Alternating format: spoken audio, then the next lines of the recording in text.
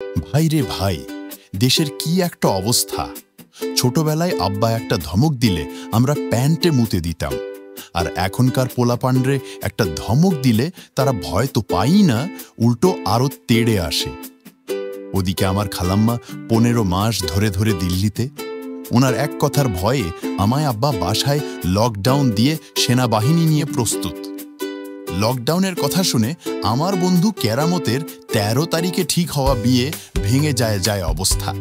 সেই বেদনায় আমার বন্ধু কেরামত একটু শুকনা সবজি খেয়ে বুকটা চাঙ্গা করে লাঠি সোটা নিয়ে দাঙ্গাল সিনেমার আমির খানের মতো কইল, যা হয় হোক, আমি যুদ্ধের জন্য রেডি, যতই ঝড় আসুক বিয়ে আমি কইরাই ছাড়ব।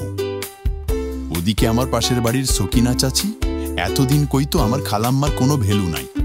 এদিকে আবার দেখি খালাম্মার হুমকি ধামকিতে আমার পরিবারের সবার নিতম্ব শুকিয়ে যাচ্ছে। এই তো গতকাল সকালে পাশের বাড়ির সকিনা চাচির মাইয়ার সাথে ছাদে প্রেম করতে যেয়ে দেখলাম চাচি ছাদের উপর কামান লাগিয়েছে আমার খালাম্মার ভয়ে। কিন্তু কয়দিন আগে ছিনতাইকারী তার ব্যাগ ছিনতাই করে নিয়ে গেছে, তখন সে কামানটা শোকেজে সুন্দর করে সাজিয়ে রেখেছিল। এই শুনে আমার বন্ধু কেরামত তার বিয়েতে কারফিউ জারি করল, যেন তার বউ কোনোভাবে ছিনতাই না হয় বা কারোর সাথে যেন ভেগে না যায় এর লিগা। বন্ধুর বিয়ের দাওয়াতে যেতে না পেরে আমি মজুমদার মনে মনে কইলাম, আমাদের দেশে কি সাহসী ও সৎ লোকজনদের এত সংকট পড়ল? আমাদের দেশের মানুষদের বিশ্বের সাহসী মানুষ হিসেবে একটা পরিচিতি রয়েছে।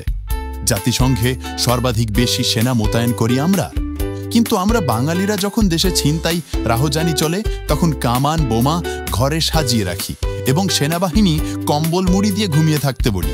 আর যে কখনো দেশে আসতে পারবে না তার ভয়ে মিসাইল নিয়ে রেডি থাকি।